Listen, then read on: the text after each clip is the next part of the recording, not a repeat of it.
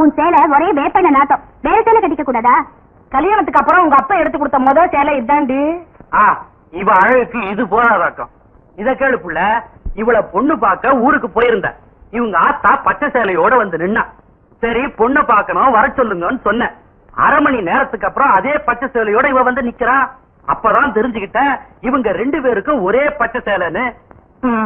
இவ பேசுறா பேச்சு. இவங்க செம்பு கதை எங்களுக்கு தெரியாதாக்கும். வாக்கியம் கேள்வி கதைய.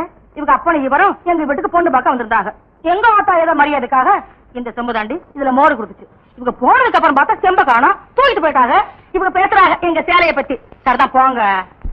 அது ஒண்ணு இல்லம்மா, பின்னால நம்ம வீட்டுக்கு வரப்போற சீதனம் தானேன்னு முன்னாலே எடுத்துட்டு வந்துட்டேன். வண்டி வைக்க வக்கல அது. அப்புறம் ஏதாச்சும் எக்கச்சக்கமா வாயில வந்துரும். பேசிவிடுதாமா ஏண்டி? இது என்னடி துணியா கட்டிருக்க துணி? தெருக்கூத்துல பப்பன் போட்டிருக்க மாதிரி. முதல்ல இவளுக்கு மதுரை டவுன்ல 5-6 பாவாடை தாவணி எடுத்து கொடுத்து விடு.